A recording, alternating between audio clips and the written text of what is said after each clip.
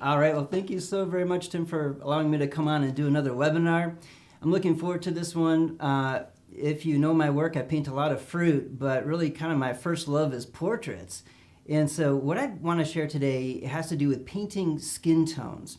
And I remember a long time ago when I was just a student, I got a very well-known art book, and I was disappointed, not because the art book wasn't awesome, but because it didn't have formulas and recipes for every single type of skin color. And I was working on a portrait at the time, and I was like, how do I mix these skin tones? And what I realized is that color recipes are not the answer. There's no way that you could memorize a recipe for every single scenario you can encounter. Everybody has a little different skin color, and depending on the color of the light on the model and even what the model is wearing, that can affect the colors of the skin tones. And so to memorize a recipe for every single one is just impossible. But I didn't realize that at the time.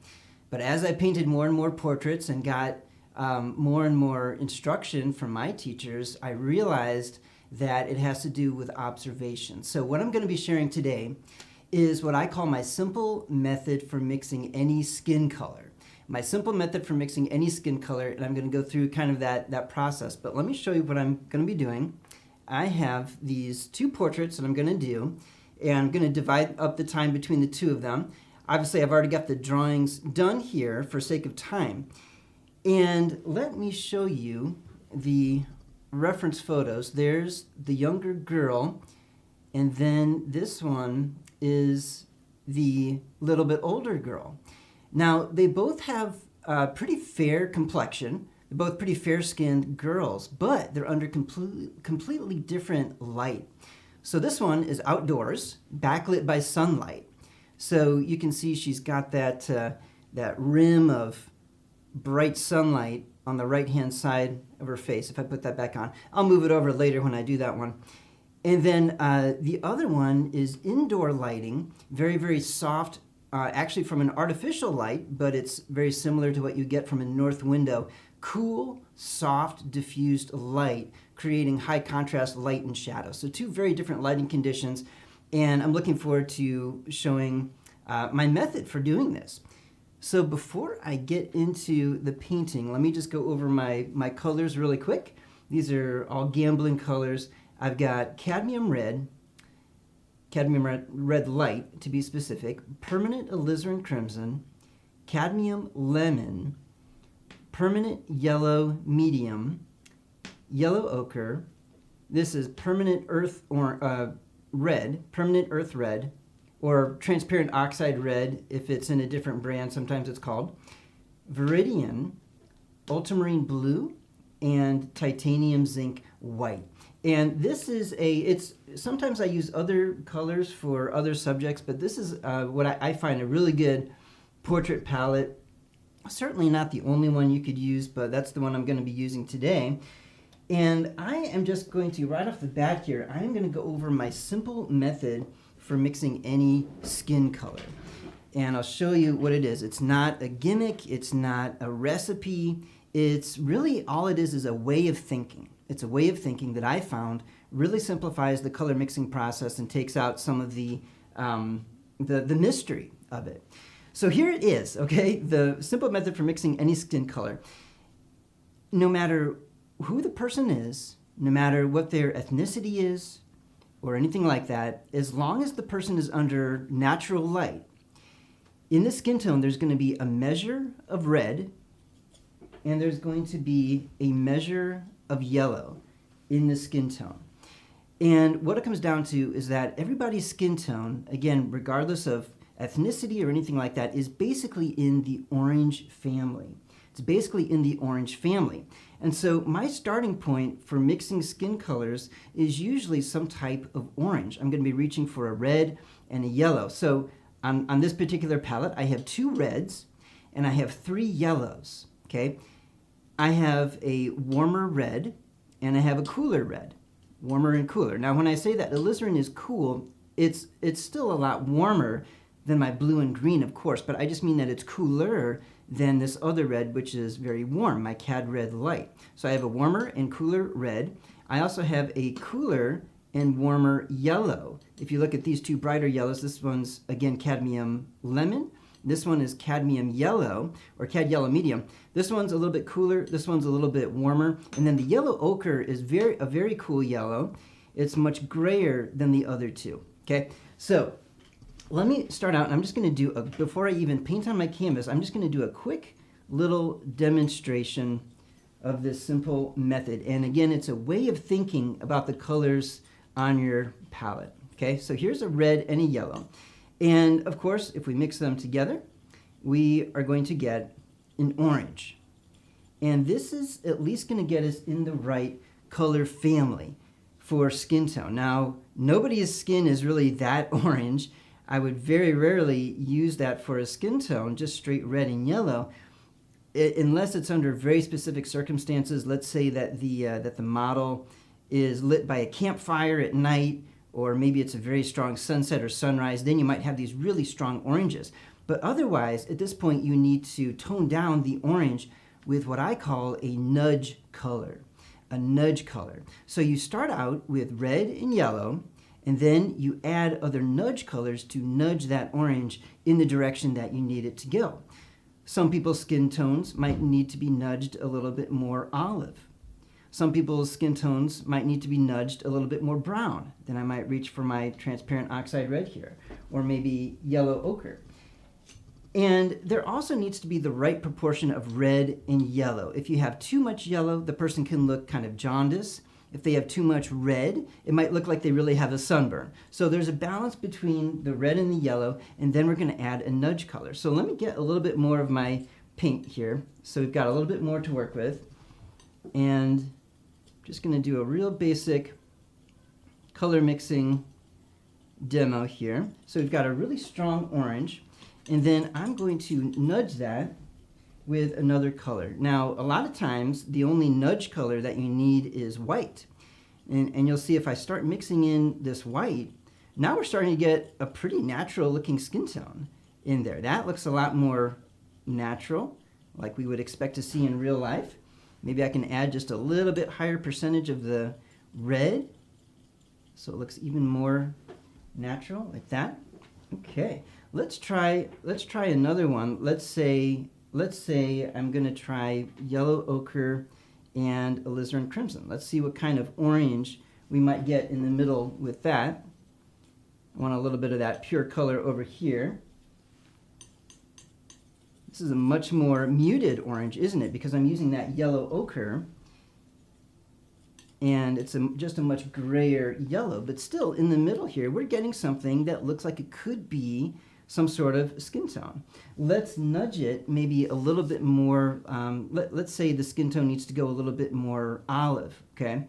I'm going to add a bit of green, and I'm also going to mix a bit of white in order to keep it about the same value or darkness that we had before. So let's see. I'm actually going to start mixing that into this one as well. And I'm just going to do like a kind of a gradation, a blend, just like that. And so often I find that in order to turn the form, or in order to be more lifelike with the skin tone, you have to mix in these other nudge colors. So here I've just got red and yellow to make an orange, and then I've got this white that makes it much more natural, and now I'm nudging it with a little bit of green, my viridian and my white, which really cools it. Now there comes a point where if you add too much of the nudge color, it doesn't look like a skin tone anymore. So obviously pure viridian, that's not a skin tone anymore unless you're the Incredible Hulk, all right? So, and then the other occasion would be like if you, let's say you go into the city at night, there's a lot of neon lights, well then skin tones and everything else that the light is hitting can be very, very weird colors. You can have blue people and green people and pink people and so forth. So this method is really only going to work for like normal lighting. It's not going to work for neon colors or anything weird that you might encounter like that. But for like 95% of the time, if you're under any other kind of light that doesn't have a wacky color to it, this is the method that I use. And it's a way that I can simplify the colors on my palette into 3 different categories. I've got my reds, I've got my yellows, and then I have my nudge colors. Now, this is important too. Any other color on my palette, if it's not a red or a yellow, any other color on my palette is a valid candidate to be a nudge color. It could be my white. It could be my green, as I've already used. It could be my blue. It could be the brown. So just depending on what the subject calls for and what's happening with the lighting and what they're using, really any color on my palette is a candidate to be one of these nudge colors. Now, you might be thinking at this point that I've just come up with a very fancy way of saying that every color on my palette can be used for skin tones. And you'd be absolutely correct. That is true. I use every color on my palette to mix in with skin tone. So I've just really basically come up with a fancy way of saying that you can use any color. But I still like my, my process and my method because it just helps to simplify things in your mind so much. Rather than being overwhelmed with so many different colors that have, you know, that you might dip into equally, it helps you to think, no, it's going to be a red and a yellow to start out with, and then I'm just going to add little bits of my other nudge colors to just kind of fine-tune that color and push it one way or another. In some places, the skin tone might need to go a little bit more ochre-y or green or whatever, and I work through the process in that way. One more thing I want to mention before I dive into the portrait. The next logical question would be, well, how do you know which red and which yellow to use? And I want to answer that in a very basic way. Once again, I have a warmer and a cooler red, and I have cooler and warmer yellows as well. As a general rule, this is just very general, not an absolute rule. As a general rule, if there's warm light on the subject, I am more likely going to be reaching for my warmer red. If it's cool light on the subject, I'm more likely going to reach for my alizarin for the skin tone. And then over here with the yellows, if it's a cooler light, I'm more likely going to be reaching for the lemon because it's cooler than the permanent yellow. Or I might reach for the yellow ochre. I very rarely use the permanent yellow for a skin tone because it's just so yellowy and warm. So I would really only use that under specific circumstances where the light is very warm, maybe a bonfire or maybe a very strong sunset or sunrise. Then I'd be reaching into this one. But for the most part, as far as my yellow goes, I'm using either lemon or yellow ochre. Okay? So that is my simple method for mixing color in a nutshell. And I'm going to switch gears now and start the painting. But at this point, this is probably a good time to take any questions about what I just mentioned, because I know that was a lot. No questions in the chat so far. So okay. If anybody have a question that you'd like to ask real quick, you can put it in the chat, or we could take maybe 3 questions as Adam's getting started here. Just curious about, it's not about the colors, but looking at your canvas, you toned it and then you drew the portraits. And did you tone it with transparent? It doesn't look like transparent red oxide, but how did you tone it? Yeah, great question. And I meant to mention that too, so thanks for asking the question. The tone is transparent oxide red and ultramarine blue. That I mix together. The blue mutes the transparent oxide red. Yeah, and you get a more neutral brown. That's not the only color that I might use to tone my canvas, but for this one, I was seeing a lot of blues and browns, honestly, in these reference photos. So that's why I chose the transparent oxide red and ultramarine blue. And then the drawing lines that I've done is the same mixture, except I added a little bit of my cadmium red. And I used just a little bit of medium to thin down my paint, but hardly any at all. And what I've done, particularly on this one, you can see is that everywhere where I saw a shadow, I just kind of blocked that in with one tone. So I've tried to separate lights and shadows along with my drawing here. So that was my strategy for that. Okay?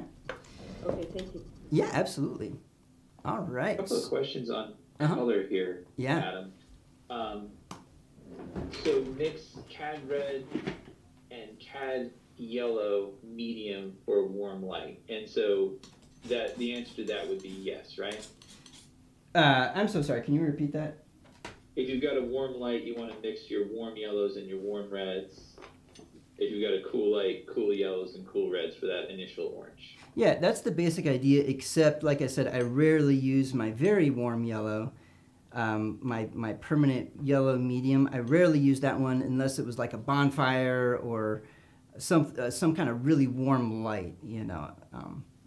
Maybe sometimes in sunlight, but even then I'm usually reaching for my lemon more often, I find. Gotcha. Mm-hmm.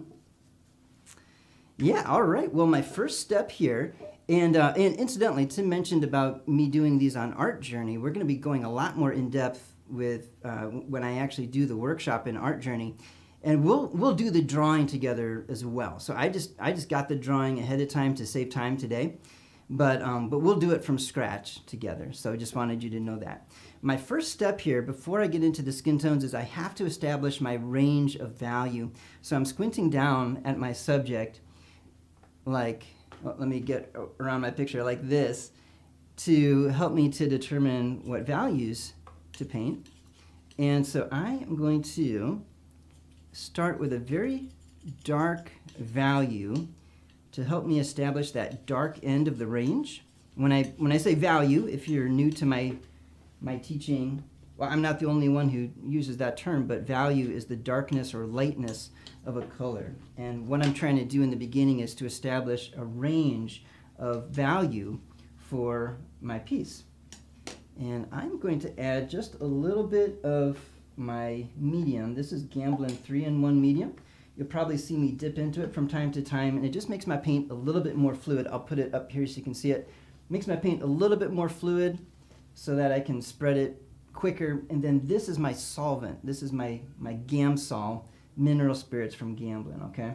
So if you see me dip into those, that's what we've got going on. And then coming back here, I'm squinting at the subject, and the darkest tones are like right here and right here. And I just want to get them in the very beginning so that I can compare all of my other values to those very darkest tones. And then I do the same thing on the other end of the spectrum, or the other end of the value range, is I want to get the very lightest value as well. And I'm going to start with a big old hunk of white. As I squint down at the reference photo, the very lightest thing in the whole subject is the highlight on her forehead. There are some other highlights down on the nose and on the cheek, but the very brightest one is the highlight on the forehead. Now the highlight in the eye is it might come across pretty bright as well, but when you squint down, which once again, that's really the key for seeing these values, when you squint down, it just appears brighter because it's surrounded by so much other dark tones. But in the grand scheme of things, the forehead, I believe, is the very darkest value. So I am going to start there, and I'm just going to start with a little bit of white. And I am going to go, this is cool light, once again. We've got cool light and warm shadow on this girl. And so I'm going to reach for my cool yellow, not my coldest one, not my yellow ochre, but I'm going to reach for the lemon and a touch of alizarin. So the lemon is cooler than the permanent yellow. So, you know, that's where it's at temperature-wise. And then alizarin is the cooler of the two reds. And I'm going to mix both of these together. The alizarin's pretty strong. I've got to make sure that doesn't get away from me there. And I think I need just that made it a little too pink to my eye, so I'm adding in a little bit of yellow. So once again, I'm trying to think of that balance between the red and the yellow, not have it too much of one or the other. And maybe just a little bit more of the pink.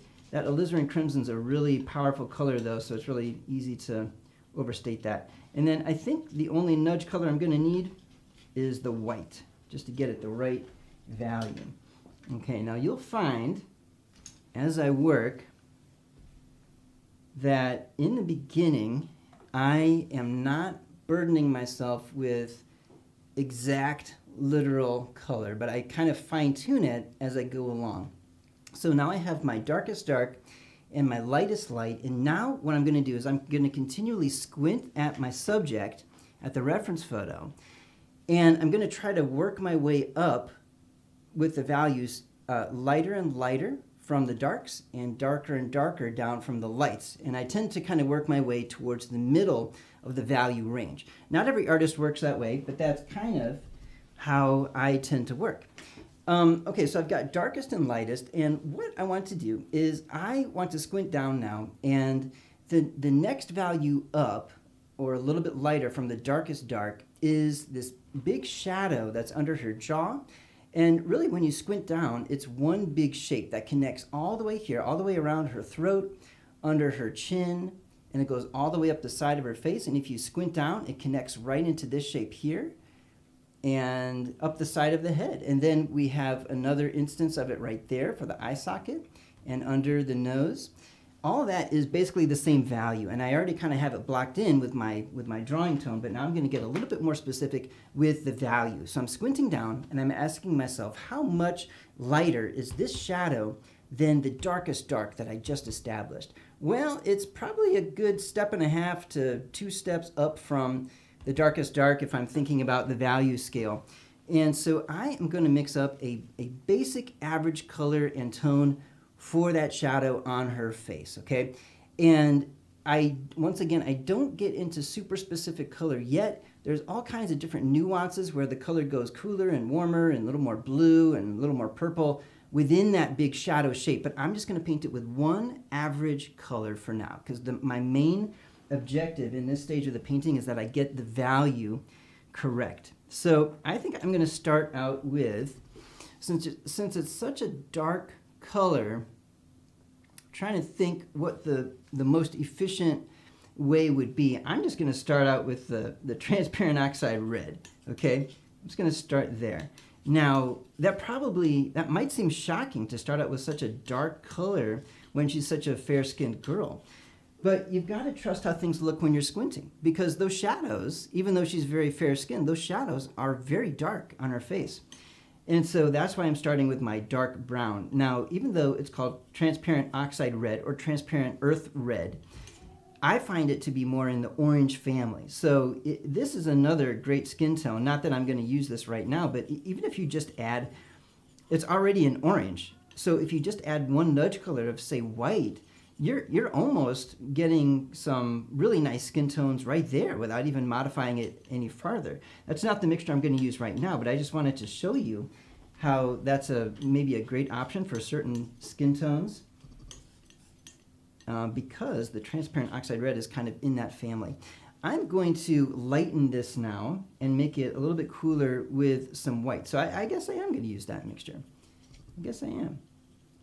But it's going to take another nudge color along with this because that is way too strong of an orange. So I've added the white to get it about the right value.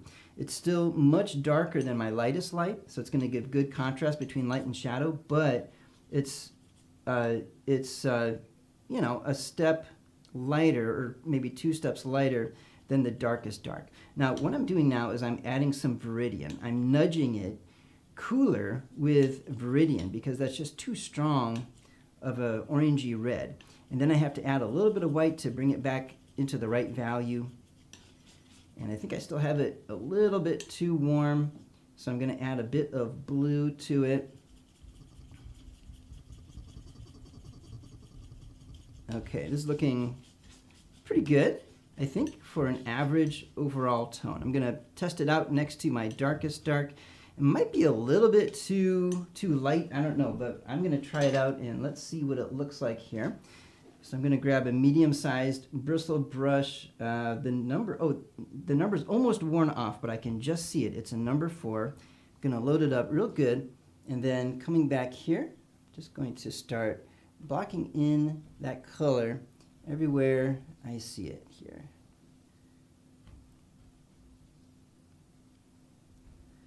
And it's important to get it right next to the darkest dark.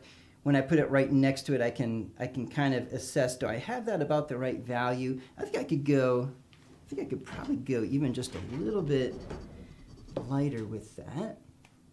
And hang on a sec, I gotta move my computer windows around just a little bit here.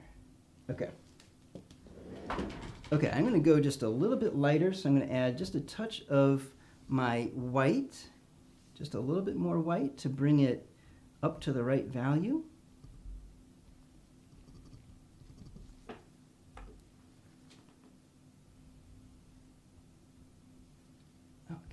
better. And everywhere where I see this value, I'm just going to start blocking it in like this.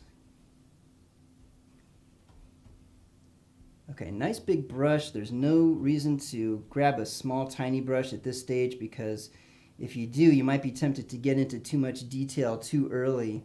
And really in this stage, the main important thing is to block in these big average tones. And that's really going to be the thing that establishes form and depth in your painting, regardless of whether you're doing a portrait or a still life or a landscape. You want to be thinking about those big areas of light and shadow so that you can establish form and make the items in your painting look three-dimensional. Okay, and I'm just going to go ahead and... Oh, yeah. Oops, sorry. Go ahead. Yeah, well, I think I hear the answer in what you just said, but we got a good question from the chat. Are you going to take into account the reflected blue from the shirt, or are you going to add that later? Yeah, absolutely. So that's great. I'm glad that you observed that. So we have cool light and warm shadow, but since she's wearing blue, the shadows are cooler than they would be normally. So yeah, absolutely, along the jaw there, that's especially a place where I'm seeing blue, because the light is coming from this direction, bouncing off of her jacket, her collar, and bouncing into that downward facing plane of the jaw. See a little bit over here on this side of the jaw as well. So yeah, I'll absolutely try to add that if I have time. But that's one of those kind of nuanced colors that I add later. And in the first stage, I just get the overall, I paint all the shadows one value and one color, just for the sake of making sure that I can visualize light and shadow in the scene before I get into those little nuances. What'll happen if you get into those little nuances too soon is that you're not looking at the big picture, and you might see that the reflected light, that blue, gets a little bit lighter, and the tendency would be to overcompensate and paint it too light. So you got to just establish the basic value first, and then I recommend adding those little color nuances later. And one other question, yeah, having to do with your underpainting. Would it be possible to do an underpainting in acrylic? This is another great question from the chat. Mm-hmm. And let it dry before you start. And yeah, is there any, would that present any problems if you couldn't wipe it away? Acrylic's pretty permanent. So what are your thoughts on acrylic underpaintings? Well, there's nothing wrong with it. It's fine. I prefer a different medium because for exactly that same reason, it's permanent. And I just know for me, I don't get the drawing on the first try. So especially when it's a portrait, it's just kind of the nature of it where there's a lot of working and reworking, erasing lines and putting them in, moving things around. Like on this one, it took me forever to get the drawing just right the way that I wanted it. And it took some trial and error. So acrylic's going to be difficult to do that with because you can't erase it. The only thing you can do is paint over, and if you're doing a line drawing, that may be difficult. So those are my first thoughts on that. I just mixed up this color here. I started with white, but you notice it's a good step darker than the highlight. All it is white, lemon, and alizarin crimson, and it's a great mixture, at least a great starting point for light colored skin under cool light.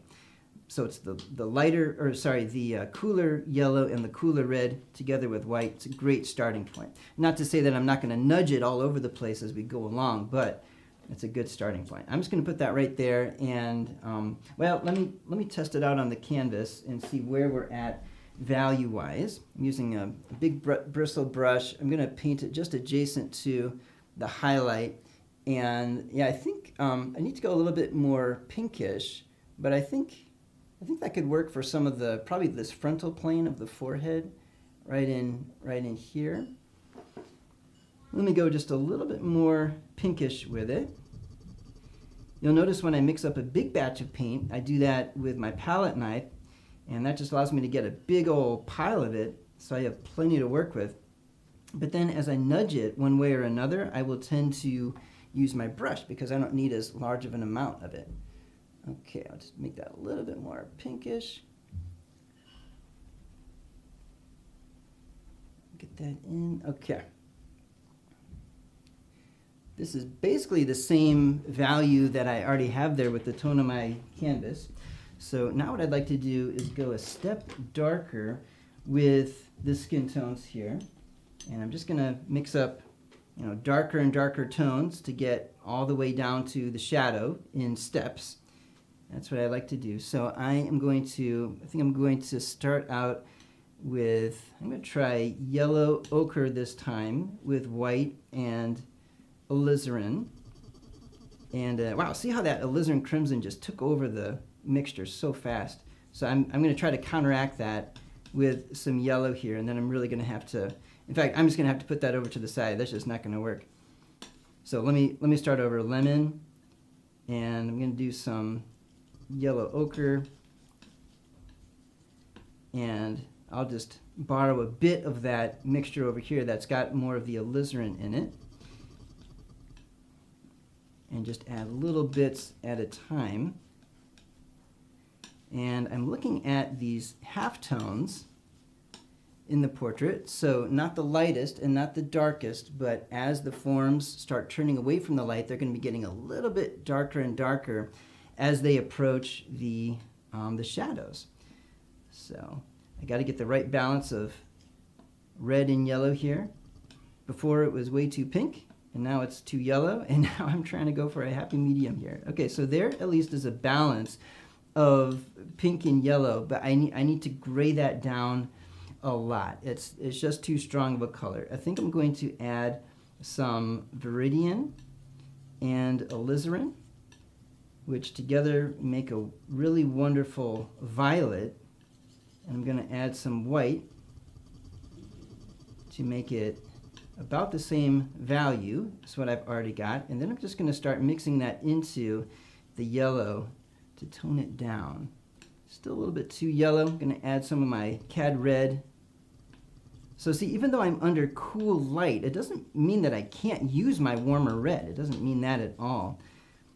But the majority of the time here, I've been reaching for my alizarin. But don't outlaw any color just because you get into your mind, oh, it's cool light, so I can't add any warm colors. No, it doesn't necessarily mean that. It's just probably going to mean you're going to add more of the cooler colors, but it doesn't mean that you have to outlaw the warmer colors altogether. Everything's in balance. Okay, let's see if this will work for a halftone. And I'm just making sure that my brush is really clean. And let's see, I want to come on over here and kind of like in here where the form turns and it's just a little bit darker. Maybe right around the eye socket as well. I'm going to go just a little bit more red with a bit more alizarin crimson here.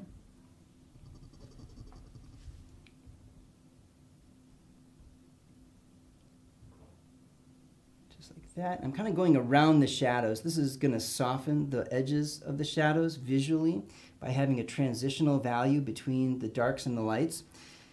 And before, my edges were all very graphic. You can still see this graphic line that I have going down separating light and shadow. So hopefully, time allowing, as I work, I will be softening that. Okay, and I'm just going to work my way upward like that. Okay, now I'm just going to try to connect the lights with the darks. I've worked down from the lights a little bit. I've worked up from the darks a little bit, and now I'm going to try to connect in the middle. So basically, on my palette, I've got, these are kind of my halftone colors, and then the next value up is all the way up here. That's a really big jump in value. So I'm going to attempt to mix something kind of halfway in between. And I'm going to sort of borrow some of the other colors that I've got around, but I'm still thinking orange. I'm still thinking that, this needs to stay about in the orange family. In this value range is kind of like the cheeks and the nose. And you'll notice on a portrait that it's not all the same skin tone everywhere. But there's certain areas that tend to go more pink, for example. And in the cheeks, in the nose, in the lips, those are just areas where there's more blood closer to the surface. And there's a higher ratio of red in those areas. So as I'm mixing this value, I'm also going to lean it a little bit more red to try to represent that. Okay, so here's a value that's kind of in between those other two, and I don't have very much of it though, so I'm gonna attempt to mix a bigger batch, so I've got plenty to work with here.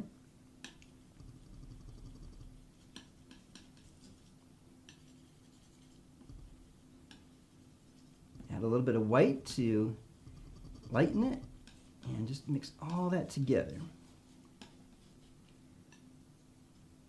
Yeah, these tones that you're mixing right now, would you possibly call them shadow? Is this a section of the shadow? No, these are really all light. Let's see, 1, 2, 3, 4.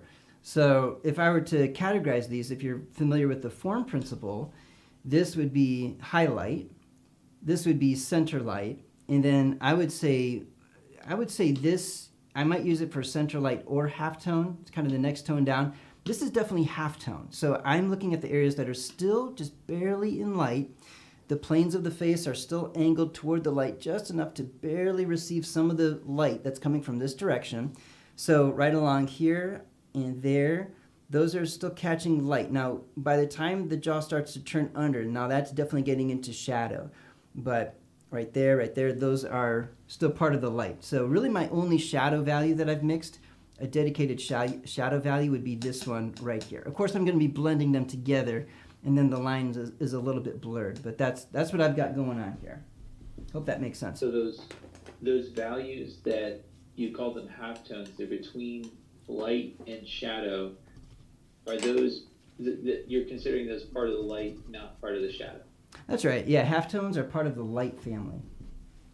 Okay, great. Yeah, halftones belong to the light. Okay, so yep. One problem that is shared here in the chat, and watching you do this with just such precision, how do you practice this? So really struggling to get values correct because you're looking at value and color. Do you have any tips for, as you're mixing, do you have any tips for people who are watching and just feeling like, man, how do I get the color and the value? How do I see the value and the color? How do I do that? It's such a good question. Because that's such a good question, I'm gonna shift gears here. I've been a little bit too specific with color, and I want to break it down even easier. So in the beginning, I said that my primary motive or goal was value, right? So I mixed one average tone for all of the shadows, but now I'm getting really bogged down with doing both value and color in the lights. So let me stick with my original motive, and I'm gonna do all the lights in one basic value. And if you feel a little bit insecure about doing both value and color, try this method, and it's gonna really help. Okay, so that's what I'm gonna do here. I'm gonna use this value here, I think, and let me go just a little bit more pink. And coming back here, I'm just gonna let's just simplify this. I'm gonna make all of this one value and color. Now, in reality, there's all kinds of variations of light and dark and warm and cool and everything that's going on, but what you want to do in the very beginning is you want to identify which parts of the portrait or whatever it is you're painting, which parts of the subject are in light and which parts are in shadow. Which parts are in light and which parts are in shadow. I'm going to keep my highlight, but everything else is going to be blocked in with this same color, okay? And even just doing that, even though everything now in the lights is basically the same value and color, it's already starting to look three-dimensional because I've separated the lights from the shadows. I've drawn that line, which is the boundary between light and shadow, and that's called the terminator. Now, it's a very hard edge, and I'm going to soften it, but by having the darks generously darker than the lights, you're already starting to get that feeling of three-dimensionality, okay? And so now, if you just do that, I should have done that from the beginning just to make it more simple. If you do that from the beginning, you're going to be well on your way to constructing the face.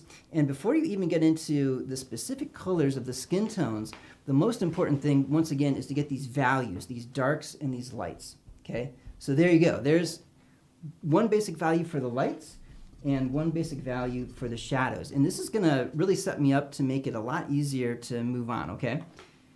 Hope that helps. Now, I want to model the form further because obviously that's not how it actually looks, but that's just the start. So why don't I work, I'm going to work down from the highlights a little bit. And let me get another brush here.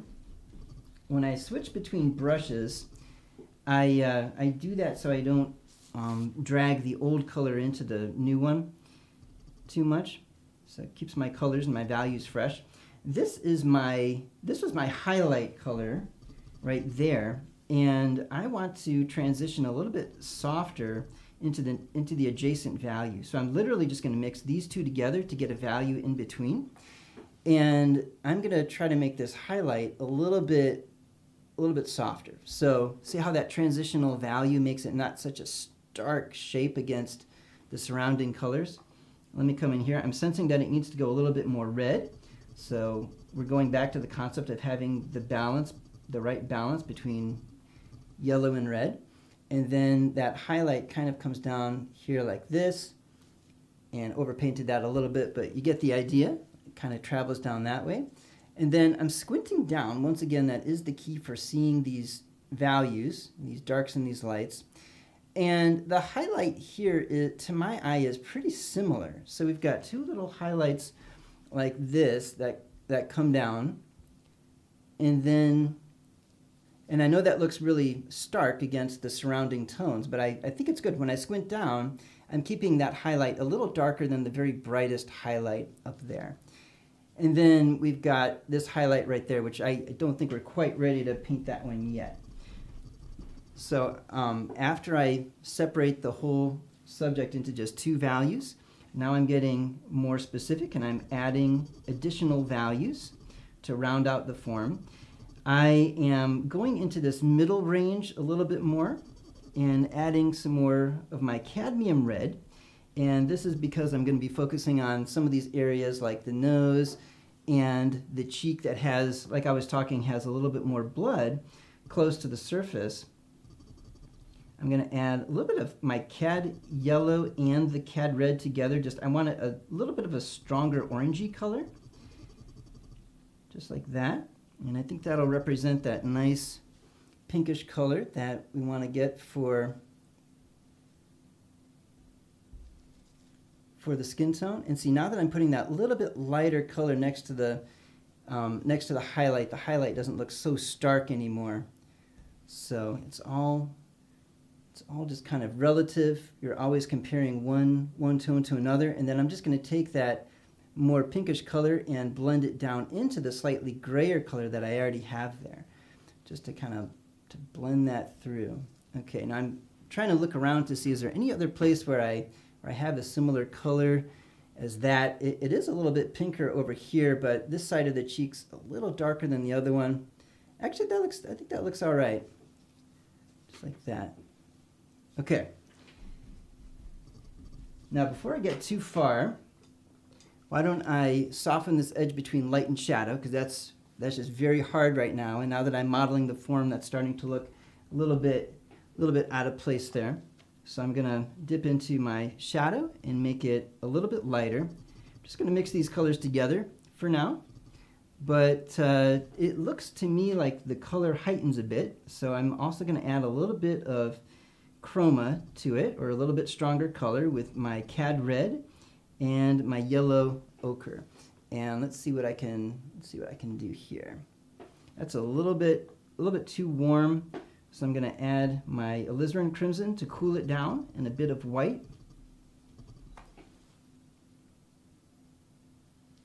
And see how adding that transitional value just softens that form and makes the cheek feel so much more rounded, you know. Okay, I'm going to come in here and soften that. Come through here. And I'm starting to soften edges where everything in the beginning was very hard-edged, and now I'm getting a little bit more careful with my edge work. Okay, I'm going to soften this edge right there. Okay. Now, what I want to show is I want to get a little bit more nuanced with the color. I've been focusing a lot on the warms, and I want to add some cools. which are really going to complement the skin tones. Right now they're fairly monochromatic, and I've thought mainly about value more so than temperature. So let's add some different temperatures, and it's going to hopefully help it come to life a little bit more. I think the first thing that I want to do is I want to go pinker with the lips, because when you're trying to go pinker with the nose and the cheek, you want to remain in context with the big picture of what the colors are doing in the whole scene. So what I like to do is establish my strongest colors early on in the painting process. So I want to get the pink lips, and I don't want to make them such a strong color that it actually looks like she's wearing lipstick. So I'm going to tone them down a little bit, but still it's the strongest red. As pink as her cheeks are, the lips are a lot more pink. So I started with white and alizarin, and now I'm just toning down the color a little bit with some alizarin and a little bit of lemon.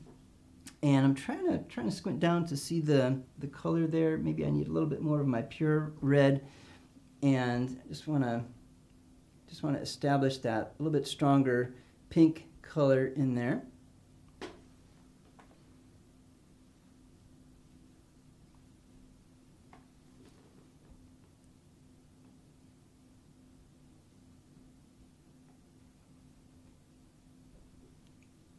Okay, so that's going to work okay as the first layer, but she's got a lot more light on that side of her face. So I'm gonna lighten up the color considerably with some white and cadmium red.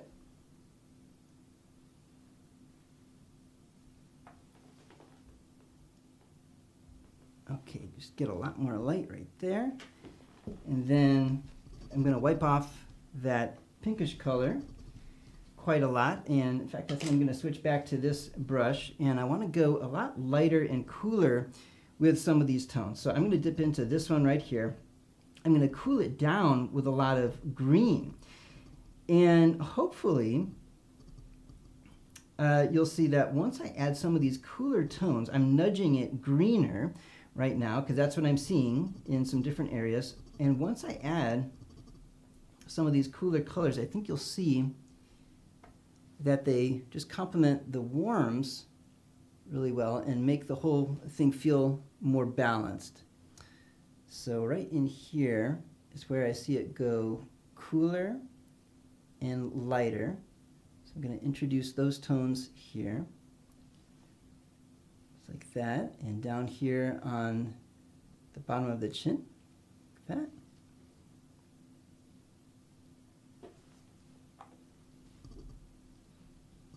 Okay, now I'm going to go a little bit darker with some yellow ochre and ultramarine blue.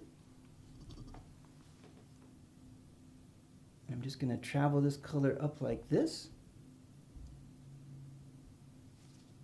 This is really going to help those cool colors to work, or really help the cool light to show in this portrait, I think. Okay, I'm going to go a little darker.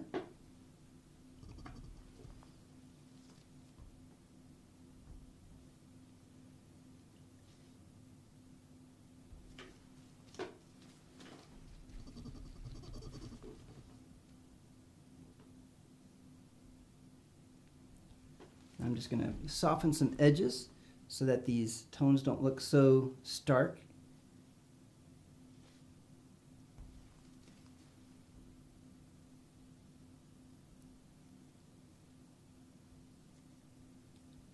This is another place where I see it going cooler, right in there. So any time where I see the tones going a little cooler, I try to do that, and I also try to ask myself, as it's going cooler, is it going a little bit more green?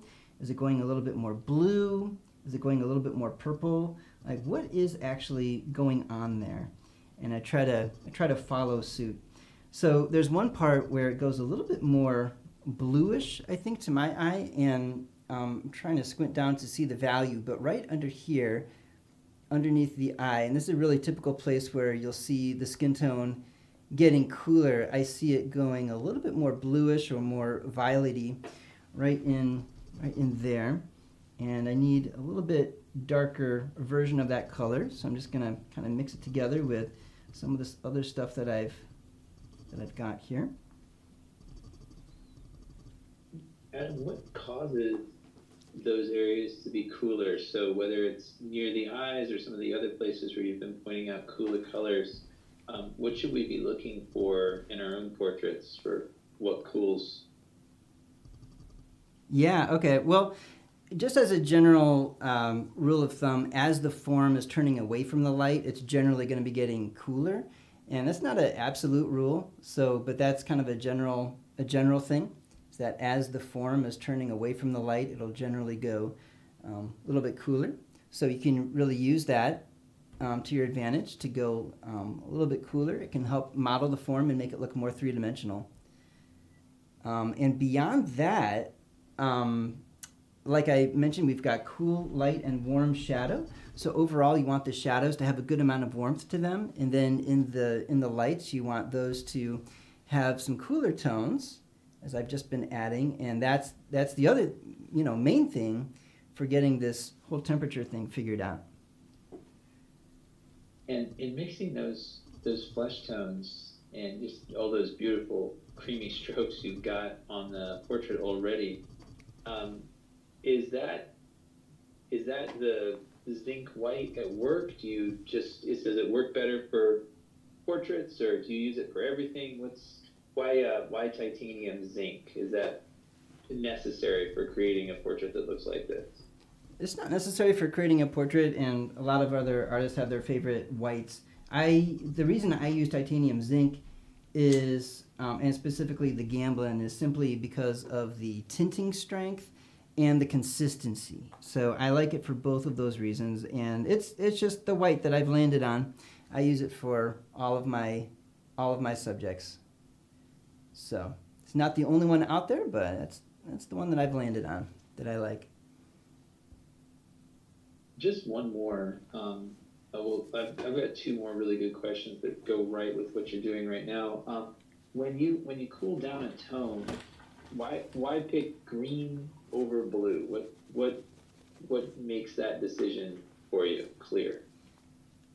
I'm really taking my cues from the subject, and okay, let me back up. To be honest, it doesn't matter. The particular color that you choose is less important than actually making it cooler.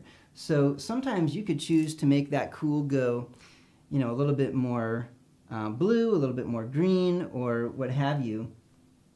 And it's still probably going to look fine.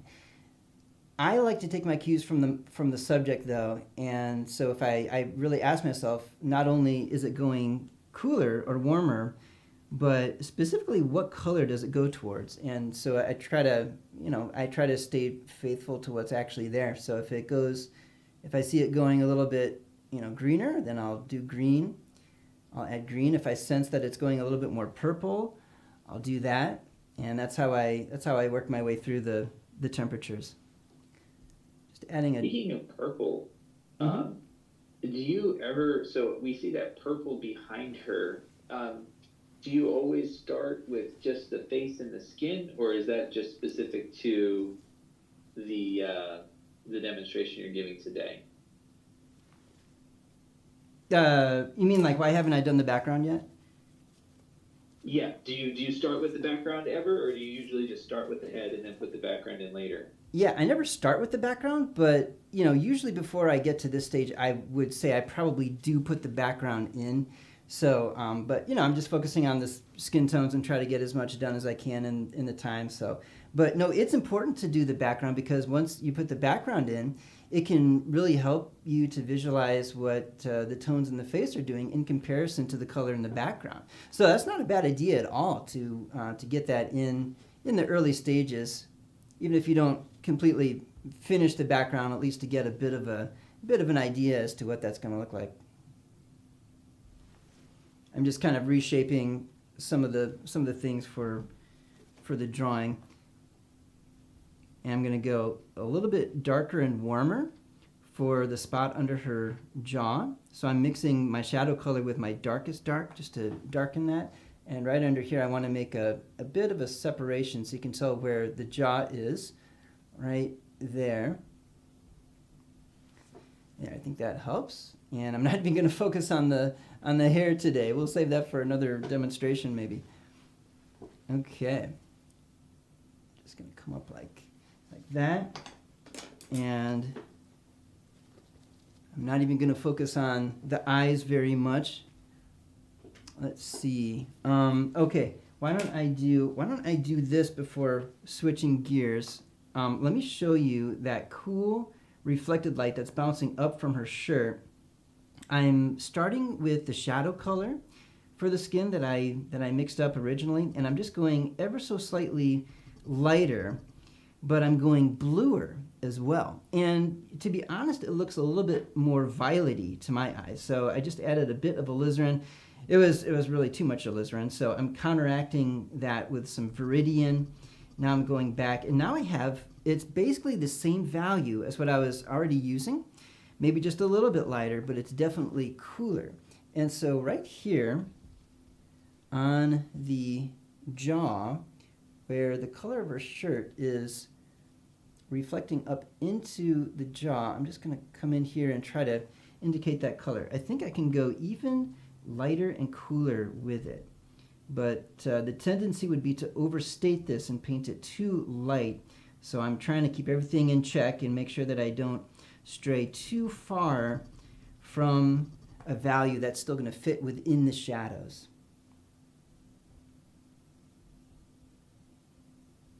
Okay, there we go. And then I would just blend that upward, blend with the other stuff. So now that looks a lot more rounded, looks a little bit better.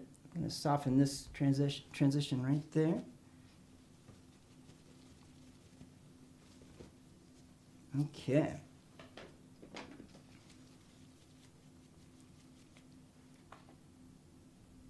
I'm going to come back here to my palette, and I want to refine just a little bit more value right here. I think the frontal plane of the forehead is just a little bit dark. And then we've got a little bit more of a halftone value coming in right in there. So that helps to shape the head a little bit more.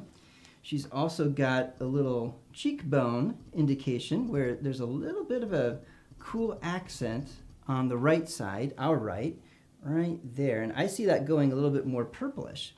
So I'm thinking about that as I'm mixing the color. But if you were to go a little bit more bluish or greenish, it'd probably look fine. But I'm just going to try to stick true to what I'm seeing, just a little bit cooler on that side. And really, the same principle can be applied to that whole side of her face, where it just gets cooler along her cheek. So I'm going to go even a little bit lighter and cooler, adding a little bit of viridian green, mixing in with my highlight color just to make it lighter. And where I'm seeing this color is just right in there. That's maybe a little bit too green, so I'll counteract. Oh, sorry, I had my painting camera on. I'm going to counteract the green with just a little bit of red, but it's still a very light, cool color. And I'm just going to come right in here and see how just, it's kind of extreme, so I'm going to blend, the warmer tones into it, but see how just cooling right in there really helps to make that form look like it's turning around.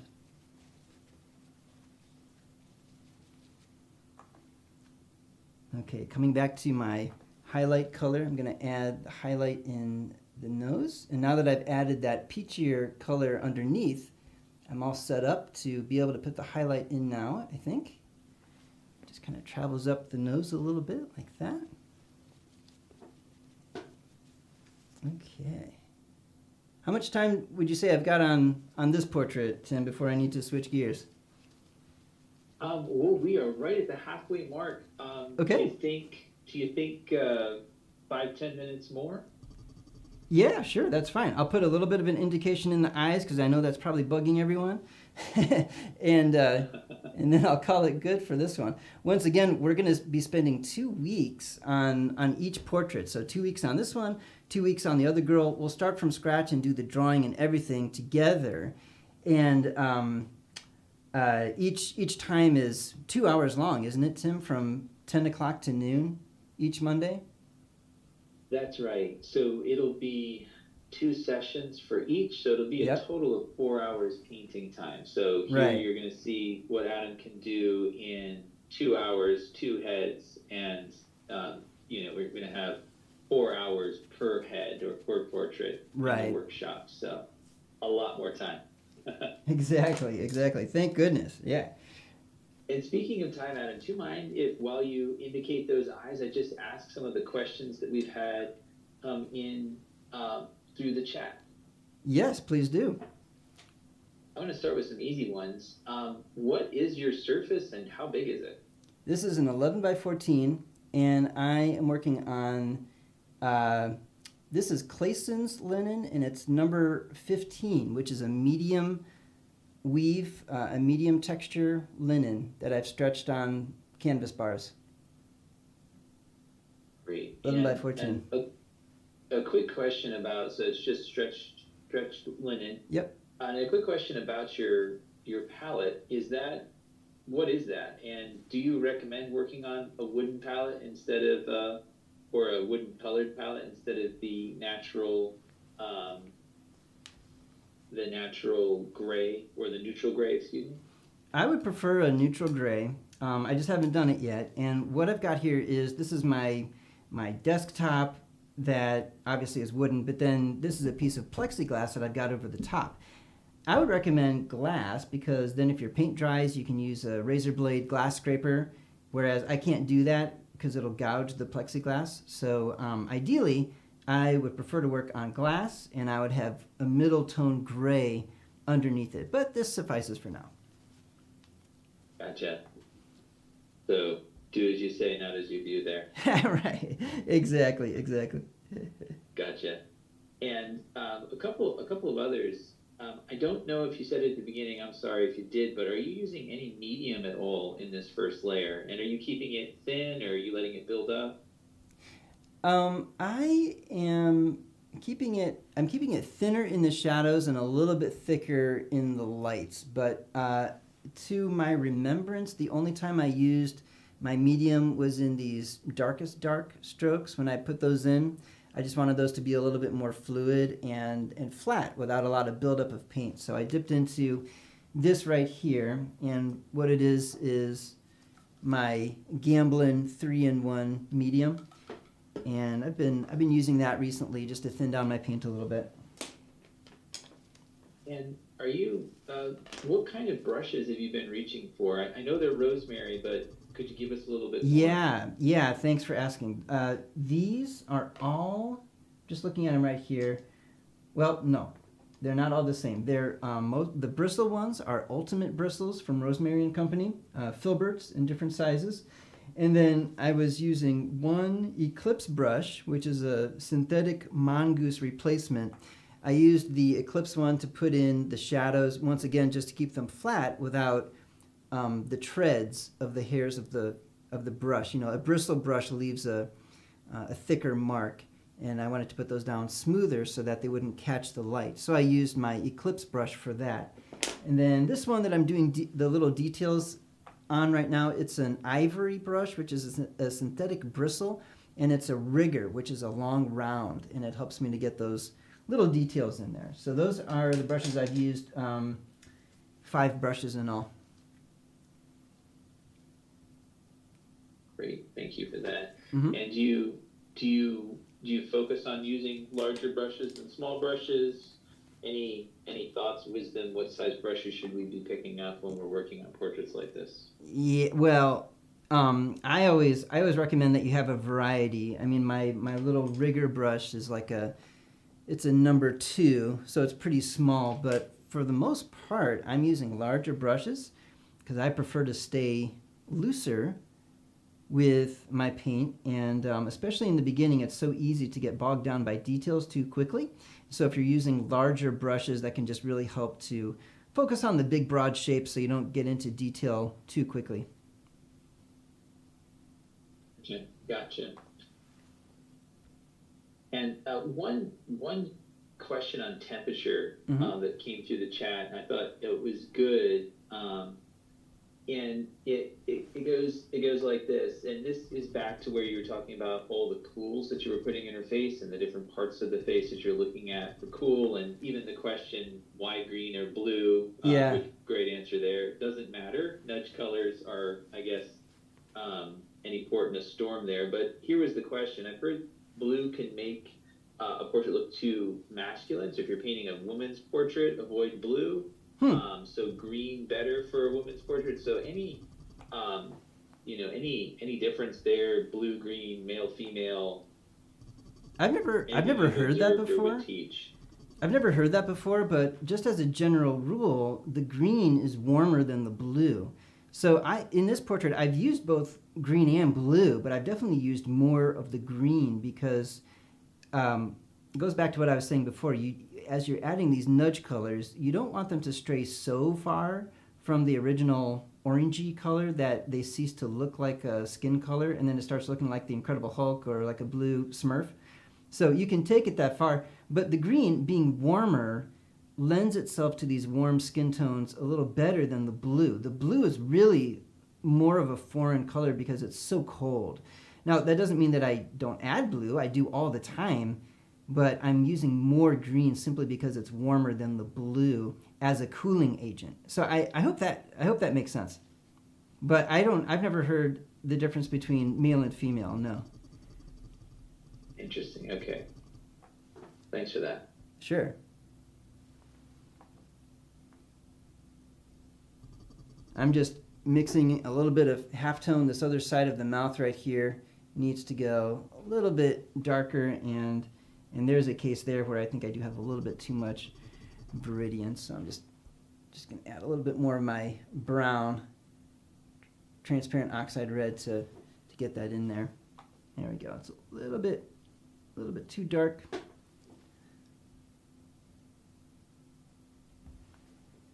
Yeah, it's a little bit better. All right. Well, any questions before we switch gears here? Yeah, we had a couple more questions about the greens. Can you use sap instead of Viridian? Yeah, you can, and that actually might lend itself to the warmer skin tones better, kind of like what I was talking about a minute ago with the ultramarine being so much cooler than the Viridian. The sap green is going to be a step warmer still than the Viridian. So yeah, that might be a good color. I have not used it much for portraits. It's just kind of my habit. I use the Viridian. But yeah, I would definitely recommend at least trying it and see if it works well for you for portraits. I think it could. I just haven't done it very much myself. Alrighty. Well, how about you just, I guess that the last few strokes here, and then I'd love to show folks a little bit more so that they can know how to join you for this workshop that's starting on Monday. Yeah, absolutely. Okay. Well, here we go. And then this will say this is the halfway point, and we've got an adult to the right here coming. Mm-hmm.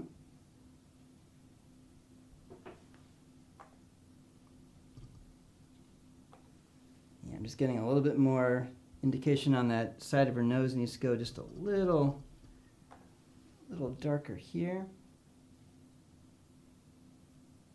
Don't want to go too dark though, because that's still receiving a good portion of light. All right. Well, I could work on this all day, but I've got to call it quits so I can focus on the other one as well. And I'm looking forward to showing you the differences between what things look like under cool light and warm shadow, and then we've got a completely different situation on the other side with the sunlight. Okay. So let me switch gears here, and I've got to switch my reference photo to the other one, and let me move it over real quick. Adam, take it away. Anything you want to share too about what you're going to be teaching Yeah. on the art journey? Yeah, absolutely. I'm gonna dive right into the painting, but let me kind of I'll do just that. I'll talk more about what we're gonna be doing. So the simple method for mixing any skin color, that's certainly one aspect of what I'm gonna be doing, what we're gonna be talking about over the next month. We're also gonna be doing drawing. Like I said, I'm not going to do the drawings ahead of time, but we'll do that together. And I'm going to share my 4 actions for accurate proportions that will enable you to draw anything, not just portraits, but anything in the correct proportions. And that was a game changer for me when I first learned those principles. Right now I'm mixing my darkest dark, just like I did before. And let me make sure I keep that within the frame. Transparent oxide red and ultramarine blue. I think that's the same as what I did before for some of those deep darks. We're also going to talk about form and value and how to make your subjects look three-dimensional and not flat. So if you've ever encountered a situation where your portraits or your still life or whatever it is just look totally flat without form, 95% of the time it's probably an issue with value. You've gone a little too dark or too light. So we're gonna go in depth with value and color mixing. I'm gonna share my some more color mixing tips, and I think it's gonna be a really fun time. Like Tim's mentioned, we'll have 2 weeks on each portrait, so a good amount of time to refine, and I'll show you my process, start to finish. So I'm looking forward to it.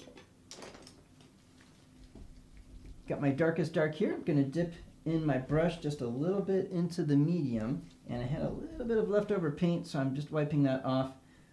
Let me try that again. And just like I did before, I want to establish my very darkest and my very lightest tones, and that'll act as a gauge to help me assess all of my other values. I'm squinting as I do this. Really, the darkest value is like right here.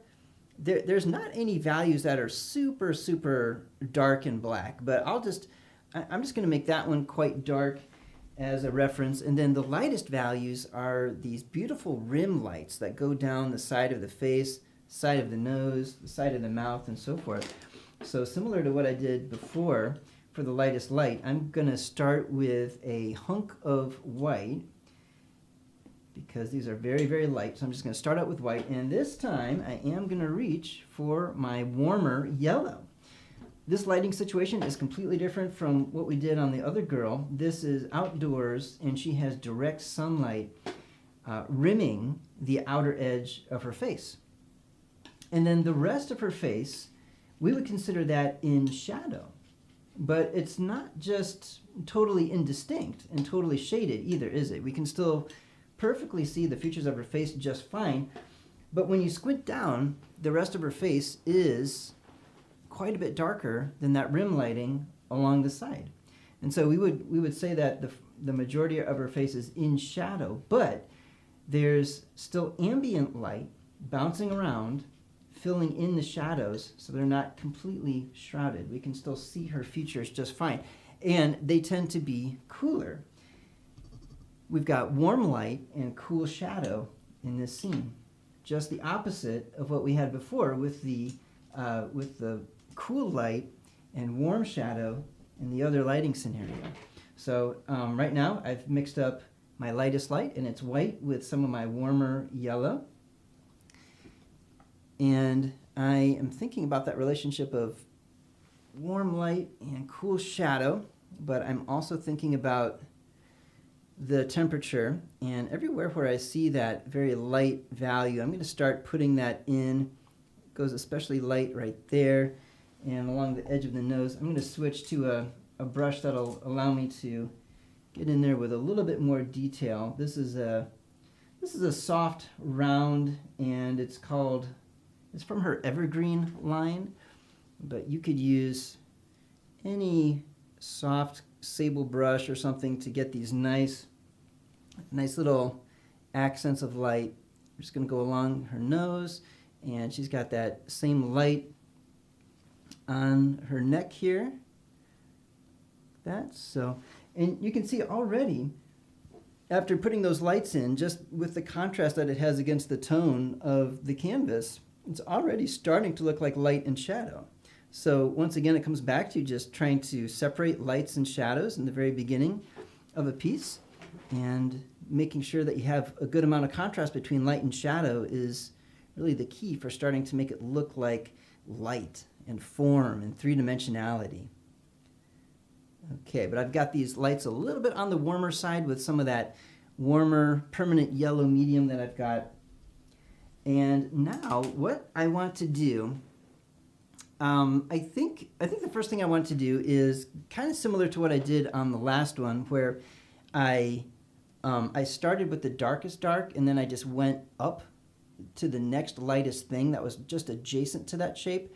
I'm going to do something a little bit similar, where I'm going to go from this darkest dark, and I'm going to go up to the next lightest thing. And this time, there is some of that tone right next to that in the hair, but I'm not going to focus on the hair for time's sake. I'm going to jump over here to the eye socket, right in here, and maybe a little bit of that hair right there. And I'm going to try to mix up a tone that will approximate that. I'm going to reach for my transparent oxide red again, and I'm going to add a good measure of yellow ochre. And I'm squinting down at the value near her tear ducts within the eye socket, and I'm asking myself, how much lighter is that than the very darkest dark? And it's definitely a couple steps lighter, and so I think I need to go just a little bit darker with this, but I think I'm on the right track. And these inner shadows are actually going to go warm, which might be confusing, but I'm going to explain the temperatures more in a little bit. First, I just want to focus on value, okay? That's a little bit orangey, so I'm going to use a nudge color of the Viridian Green, and that'll tone it down and make it a little bit less orangey. And maybe I'll add just a touch of white and lemon to lighten it again.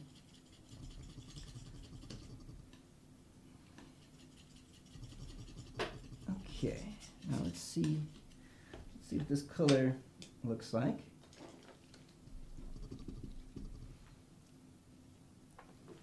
Let's see if this approximates the color that I'm seeing in there. Yeah, I think it's okay. Kind of a warm olive kind of color, and I see that continuing on. I don't really see that value anywhere else, and if you squint down, the majority of the face is very, very flat in value. It's very similar, a lot of the same value all throughout. So to begin with, I'm going to do just like what I did in the last one, is now that I have those two little dark spots that are really standing out when I squint, I'm going to do the rest of the face in one average tone. There's a lot going on in there, cools and warms and so forth, but I'm just going to start off real simple. I need to make it darker than those rim lights, and I need to make it cooler overall than the rim lights, because in this type of scene, we've got warm light and cool shadow. Anytime you've got direct sunlight on something, unfiltered by the clouds, direct sunlight, you've got warm light, and that'll produce cooler shadows. Okay, so coming back here, to do those cool shadows, I'm going to start with yellow ochre, and it's still going to be kind of in the orangey family like we've been talking about, but I'm reaching for my coolest of the yellow and the cooler red. So I've got yellow ochre and alizarin crimson that I'm going to try for this. And now I need to add some white to get it about the right value, because even though it's in shadow, I don't want to go too light with it.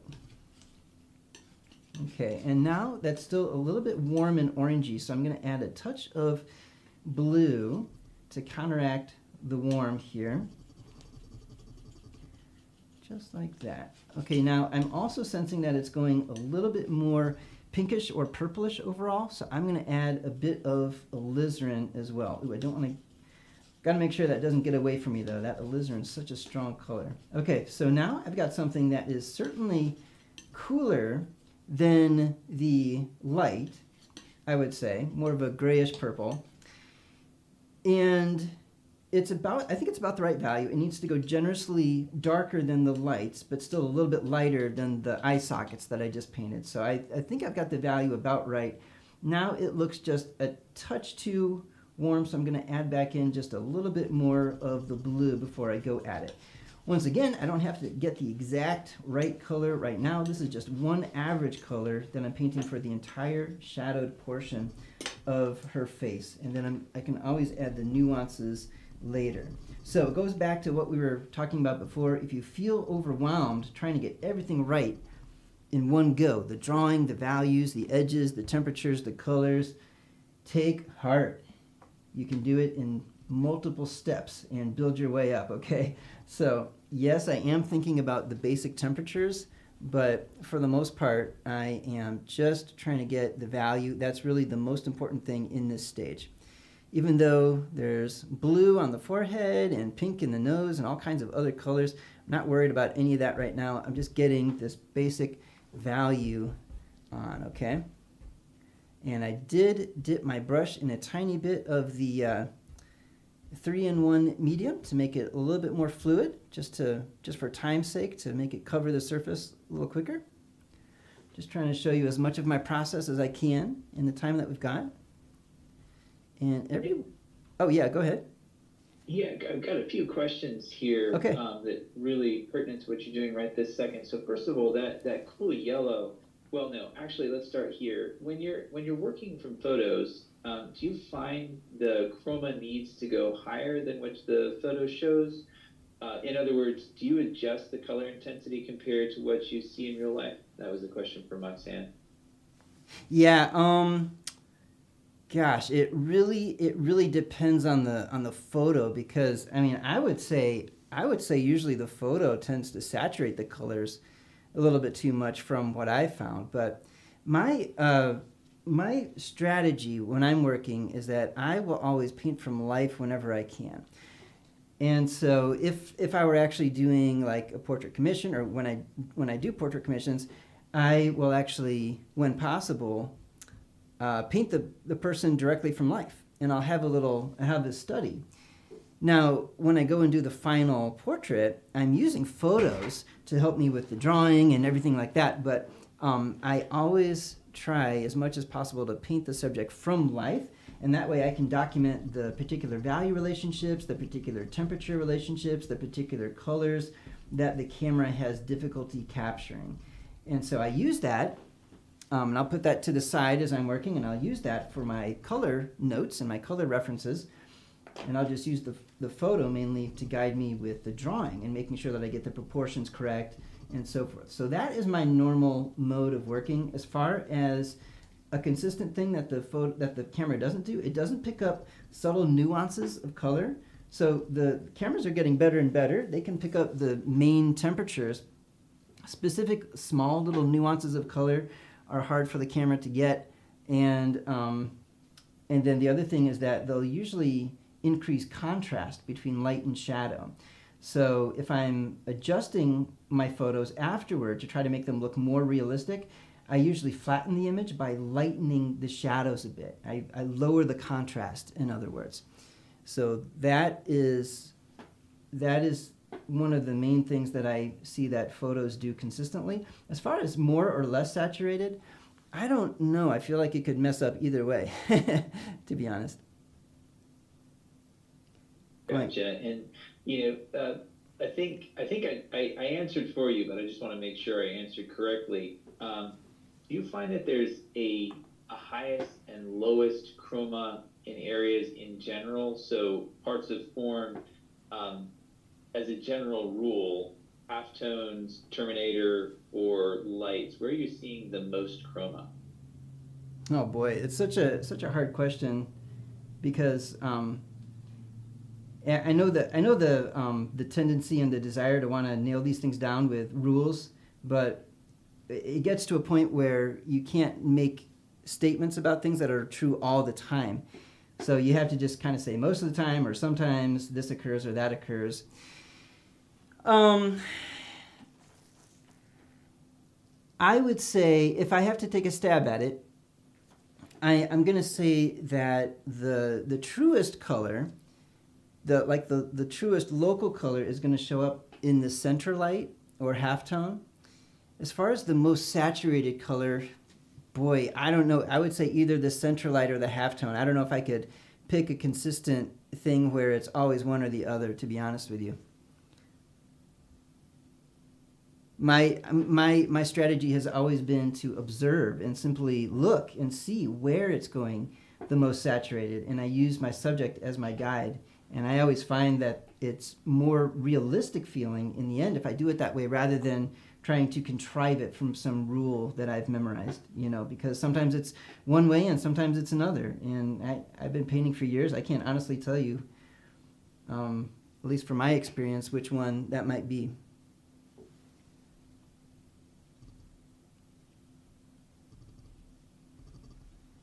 I'm just adding some value and color nuances here. I'm going a little bit redder with the nose here, adding some alizarin and cadmium red right in here. But we want to keep those pinks cool. So see, I've got them. It's a real cool pink that's going on there. And you notice I did go darker underneath the nose. So we've got a bit of a shadowing, similar to the value in the corners of the eyes there, but just a little bit lighter. And now I think I want to get in there and do the lips. The upward facing plane of the lower lip is going to be a little bit lighter, and the downward facing plane of the upper lip is going to be a little bit darker. So I'm going to come back into this shadow color here to get the upper lip, but I'm going to go just a little bit lighter. It's not quite as dark as the tear ducts. And I'm adding a bit of my cadmium red just to make it a little bit redder. And I want to come in here and try to approximate that color. Yeah, just like that. Okay, I'm going to venture to go a little bit darker with it, maybe with just a little bit more alizarin. And just right in the crease between the lips, it's going to go a little darker. And then I'm going to come back into my shadow color for the skin and just put in a little corner of the mouth, right there. And we'll just make sure that we soften that. Within the shadows, there is great softness. So you'll have harsher edges and lines in the light with that strong sunlight, but then everything else that's within the shadow is going to have a great deal of softness within it. Okay, now I'm coming back to this pinkish mixture, and I'm going to go a little bit lighter for that lower lip here because it's got an upward facing plane, so it's catching more of the ambient light that's coming down from the skylight above.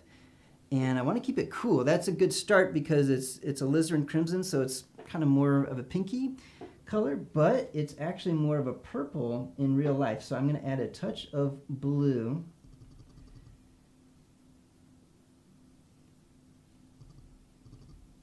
Touch of blue.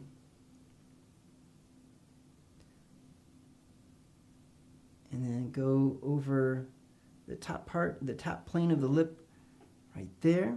And then as the lip turns under, it's going to need to go darker again because that's more of a downward facing plane.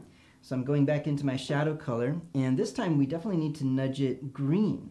And this is something that you'll notice a lot when you're painting portraits outdoors, is that the downward facing planes of the skin, or of really of all the planes, the downward angled planes are going to be catching reflected light that's bouncing up from foliage like the grass and so forth. So right under here, underneath the lower lip, see I'm going darker, and that's helping to show the form, but I'm also going greener, nudging these colors greener. I'm adding more yellow and green in order to show that nice reflected light that's bouncing up from underneath her. Just like that. And then I'm looking around, I'm asking myself, where else do I see a similar color to that? Maybe a little bit in the corner of the mouth here.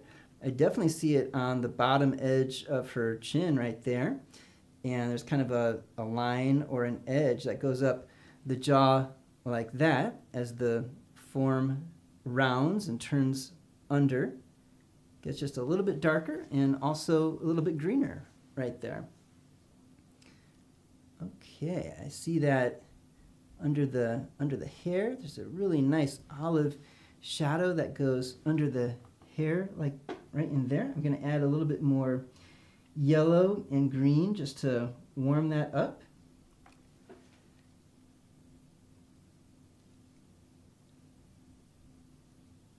Okay. Now that's like a crevice shadow, and it's the same thing for in the little crevices of the eye sockets. Those are always going to go warm again. So that may be confusing because I keep emphasizing warm light and cool shadow, but sometimes you'll find I go warmer again for the deepest little crevices, and that's something that you'll find as you're working from life and studying, that if you paint those deep crevices cool, they will look too chalky. So if you've ever had shadows that just look too chalky, it's probably because they're not warm enough. And in the deepest little crevices, if you go a little warmer, it can really help to capture the effect of light and prevent it from looking chalky. And especially the case with skin tones where you're dealing with a warm local color, usually, like the inherent color of it is pretty warm. And so in those little crevices, it just gets especially warm. Okay, let's see. Just kind of backing up from my work a little bit, I want to get just a little bit of an indication of the eyes. Nothing too detailed or anything. I'm gonna downplay them quite a lot, just because they're looking down, and I don't want to overstate the details that are in there. I could go a little bit darker with that though. I just added a bit of blue into this reddish mixture, and now I'm adding my darkest dark as well. And I'm just coming right in here for the eyes. And then as that shape approaches the tear duct, it's going to be getting a little bit redder, right out like that. And I probably need to switch to my little detail brush, although it may be a bit early to pull it out. And I'm just going into that same mixture. I'm going a little darker and warmer with some transparent oxide red and alizarin, and just right in there. Okay, so I'm reminding myself this is just the block-in stage, so I don't want to go too detailed with any of this, but they're just such small little shapes that I've got to pull out that smaller brush. Okay, and then I want to transition into the tones underneath. Right now it's pretty dark against a very abruptly lighter tone directly under the eye in my painting, so I want to make that a softer transition and try to make it look like that recessed eye socket the way that it needs to be. And it goes cooler there. Again, like I was talking about before, it's cooler, and I'm seeing like a blue-green. So now I'm adding not just one nudge color, but two, both the blue and the green, into my mixture. I'm going to add just a bit of my medium to make it a little more fluid and quick. And let's test out a little bit of that. Yeah, that might work like down here. Oh, it's nice now that I'm adding the cools. Actually, I can't wait to do that. I'm getting a little bit ahead of myself, but okay, I want to go a little darker with that though, so that I can soften the bottom edge of the eyes. And I'm looking at this shape right in there. Yeah, there we go. So see, I've got a transitional value, just a little bit darker, and that's just going to soften the eye a little bit. And I'm wiping off my brush really good, and I'm taking the initial warmer tones that I had there, and I'm just dragging them into the cooler tones. So I've got a softer edge there. Okay, that's better, but now it fits in a little bit better. Now I kind of messed up my edge there, so I'm going to get just a little bit firmer edge.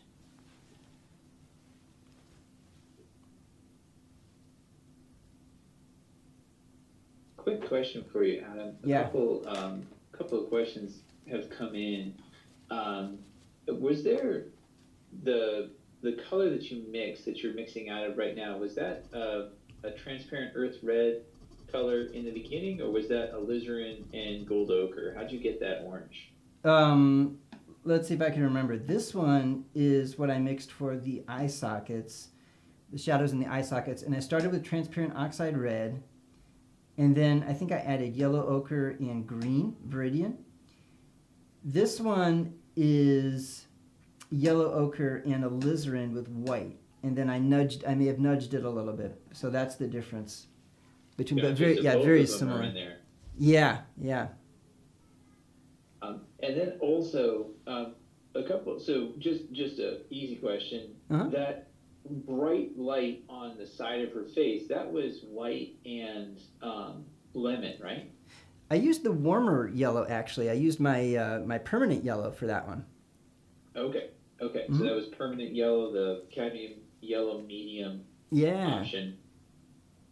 Yeah, and for edges, are you, especially with these rounder forms, and you've got all these really subtle edges. This is actually a question from the last demo. How do you think about keeping those edges soft? Do you have a technique that you use in particular? What's the best way to keep your edges soft?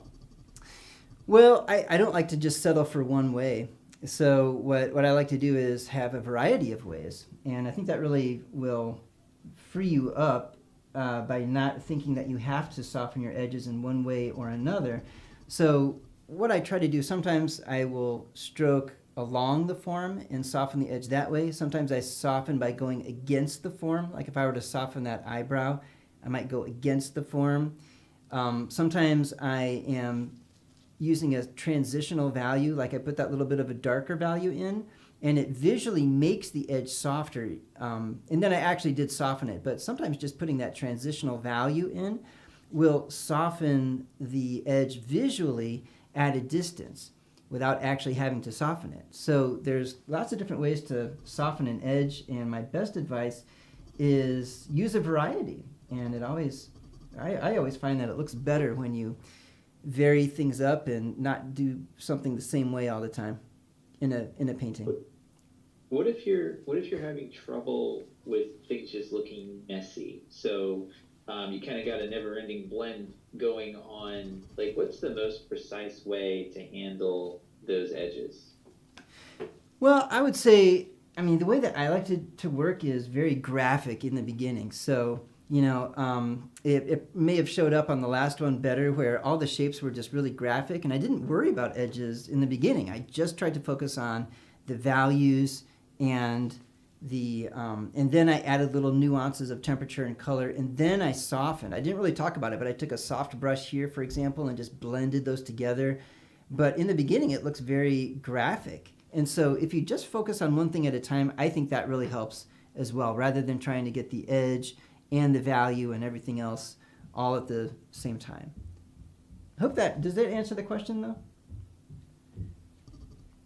I think so. Okay. Yeah. Great to know too. Yeah, yes. And just when you typically do that block in that graphic beginning, this is a question from Dale. Do you typically leave the background and hair unfinished until you have the skin done? And I think you answered this one, but that's just because of the time constraints of this particular demo. Right. Right. Yeah. Typically, I will kind of work everything together. So I won't usually get this far without getting some indication of the background or the hair, just so I can see everything in context. But just for this video, since we're focusing on skin tones, I'm not doing it right now. And for everybody who signs up or is already a member of the Art Journey, what you're going to get is this recording. So you can go back and pick up any of the specific fleshed on things that Adam has said, but also Adam is going to paint his way through both of these portraits much more slowly. I think you're going to get a lot more of that, what his process really looks like. And of course, they're live lessons, so you'll be able to ask questions while they're happening too. Yeah, and you just I was just going to say, you just reminded me that I'm also doing the high definition recording of this on my own, so you'll get that later. So just looking ahead to next Monday, do you use a different palette for hair? Do you think of it in terms of red, yellow, and nudge? Or are you doing something else? Yeah, I don't necessarily think of it in terms of red, yellow, and nudge for the hair, but I'm going to be using the same palette. This will be the one that I use for the whole workshop. Like I said, when I'm painting fruit, I'll add some other colors, but this is a really good basic palette that gives a really wide range for all different skin tones and pretty much anything you'd encounter. In fact, you can even use a much simpler palette if you want, but this one's going to work pretty good. You'll notice what I'm doing now, I had a lot of warms in the shadows before. It was kind of a rosy sort of color, and now I'm adding a lot of cools, and they're especially on the upward facing planes, the planes that are angled toward the sky, because on a sunny day, the blue sky will fill in the shadows and make them even cooler than they would be normally. So I'm trying to stay true to that, and that's really going to help with the form and capturing the sense of light. But isn't it amazing how the colors that I'm doing now are completely different from the ones on the other girl, even though they're both fair-skinned, but under this different lighting condition, it really affects the skin tone a lot. But I'm mixing a lot more blues and purples, ultramarine blue and alizarin crimson in with my skin tone mixtures to get the influence of the blue sky basically imprinting its color into the shadows of the portrait. It has a beautiful effect on skin. Just going a little bit lighter, and I want to try to establish this highlight. I don't want to go too light with it though and overstate it, so let me bring it down just a notch with a little bit more blue and alizarin.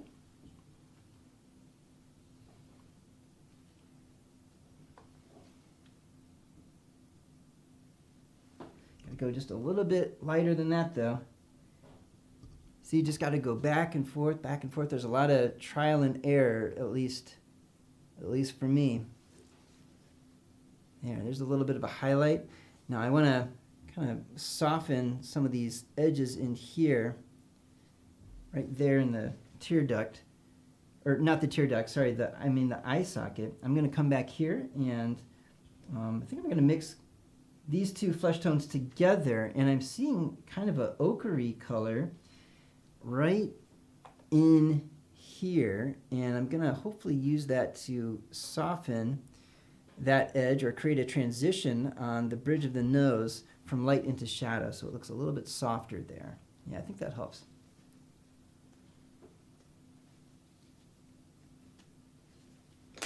Okay, now I've got to get a little bit more light on the upper lip right there.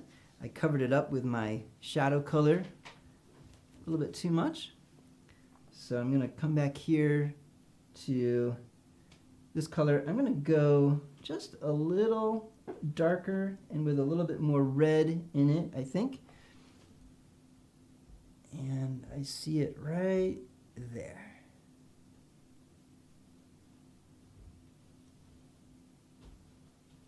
And then this light really kind of connects all together like that, and gets a little bit more orangey right as the highlight on the cheek turns into shadow, or right before it turns into shadow, I mean. So I'm adding just a little bit more yellow and red. In fact, maybe even, I'm going to add even a touch of my warm yellow. See, I'm still, even though this is direct sunlight, I'm not using that really warm permanent yellow very much. I'm using mostly my lemon, but I just reached for a dab of it just now.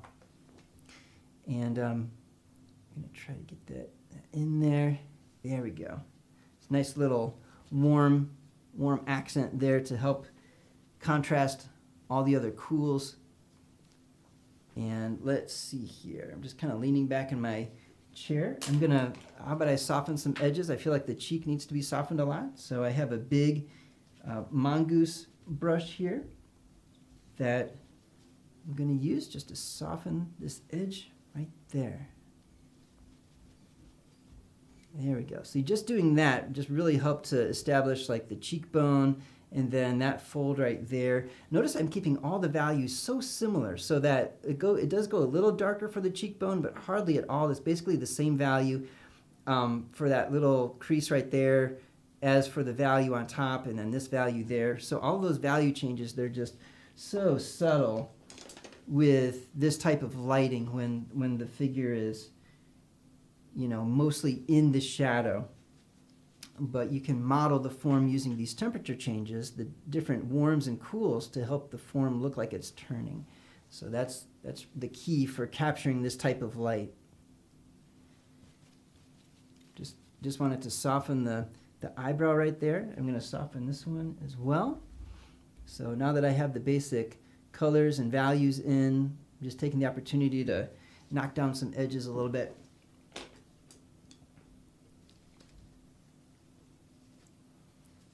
Okay, I'm going to go just a little bit deeper under the nose so it doesn't look like it's just kind of floating there, but to give it some solidity.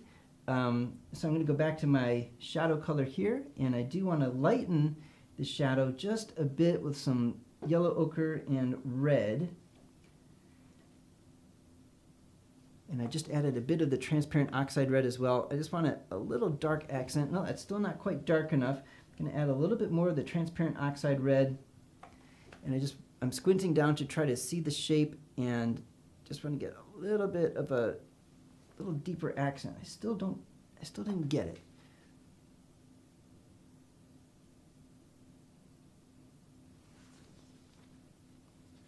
Yeah, that's a little bit better. I feel like that makes the nose feel a little bit more solid in that part. Okay, and I'm wiping off my brush really good, and I'm taking this lighter tone in here, and I just want to push the ball of the nose down a little bit into the shadow. So I'm just adjusting my drawing a little bit and refining the form.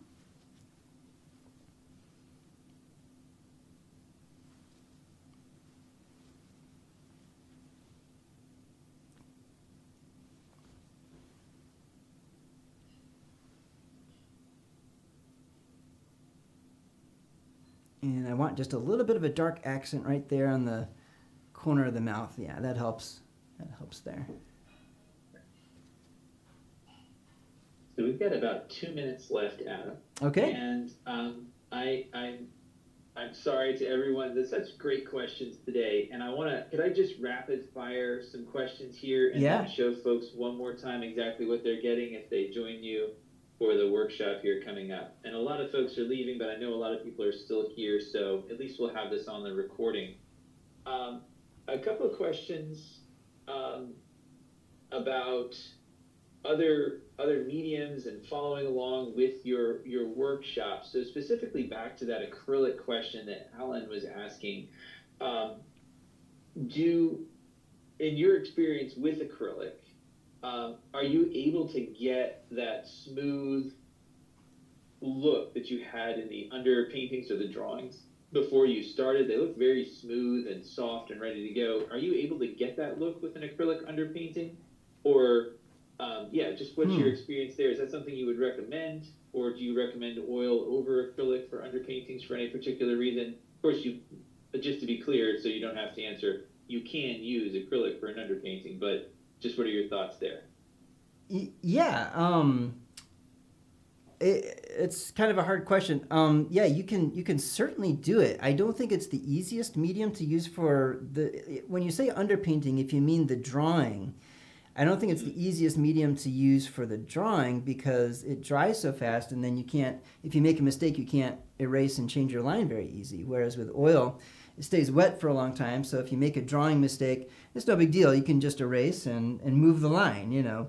With acrylic, you have to paint opaque over top of it and adjust it that way. So you can certainly do that, but I don't know if it's necessarily the medium that I would recommend the most for that particular thing, but yeah, you certainly can do it. Okay, so kind of unforgiving, and that felty sort of smooth texture that you get from oil, you can get it from acrylic, but it's hard. It's hard to accomplish that. Yeah, and I think there's some mediums that, and by the way, acrylic is a great medium. I mean, it's great in its own right. Tim and I both had an instructor that was proficient at acrylic, and he could make acrylic paintings that looked like oil paintings. With the way that he was able to handle the edges and so forth. It's harder to get a smoother look with acrylic than it is with oil, just because of the drying time. And I believe there are mediums now that you can mix in that keep them wet longer. And there's like the Stay Wet palette that is basically like a sponge that you put water on it, and that keeps the paint wet longer, so you can do kind of more wet into wet techniques. But yeah, it is what it is. You could certainly give it a try. If anyone wants to use acrylic paints or water soluble oils or anything like that, I certainly don't mind at all. So I don't mean to prohibit any mediums if people want to give them a try. Yeah, and if I could just throw it out there, a lot of acrylic artists are on the art journey painting along with us every week. Adam and I do demonstrate in oil paints, but and acrylics have their virtues. I've done some acrylic demonstrations, and I love acrylic personally. Oils have tended to be more popular in the membership, so whenever I ask, hey, do you want to do a series of acrylic paintings, it always gets voted down in favor of oil paints. But yeah, they're great mediums, and I hope that answers your question. What about soft pastels? Would you approach portraits in the same way? Somebody wanted to follow along with soft pastels. Oh, wow. Caveat, I've never used soft pastels, but all the principles are really the same in terms of value, edge, temperature, color. Those are the fundamentals, and that's the way that I teach, is I break things down into those 5 fundamentals: drawing, value, edge, temperature, and color. So if you're a representational painter, doesn't matter if you're using soft pastels or oil or watercolor or acrylic, you're still going to want to pay attention to those principles. So I like to teach that way, and that way it's accessible and you can apply it regardless of what medium you're using. The difference is actually how you're laying down the pigment. And like Tim said, my demonstrations are all going to be in oil, so you're going to have to kind of translate what that might be like for pastel. But the principles, as far as darker, lighter, cooler, warmer, all of that is going to be the same. When you make a mistake with oil, do you scrape it off or wipe it off or just paint over it? Yeah, I do both. If it's a really major thing where I'm like, I just want to redo that whole area, then I'll take a palette knife, I'll scrape it down and start over again. But sometimes, if it's just a small thing, sometimes you can mix up the right color and just go on top and cover it up that way. So that's what I would say there. Yeah. Okay, well, Adam, thank you so much for your time this morning and the time that you're giving to the membership here in your workshop coming up. Great. My pleasure. As always. Everyone, I just put the link in the chat so that you can see what the art journey is and join up for Adam's course. His workshop. He did, these are great, and you're looking at about 1 hour per portrait here, plus the drawing prep that he did. But you're going to be seeing from beginning to end in 4 hours over the next month, both of these portraits come to life. So we'd love to have you join. If you've already joined, thank you. I know I've been watching people join up on another screen. Thank you for joining the art journey. And yeah, Adam, I know you can keep going and going and going and going. Yeah. We're 5 minutes over already. And, okay. I don't want to take too much more of your time here. So thank you. Awesome demo.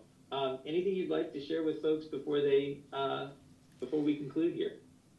No, just thank you again for tuning in. It's been a delight, and I've had fun. I hope you've enjoyed it as well. And I'd love to have you join me on the art journey.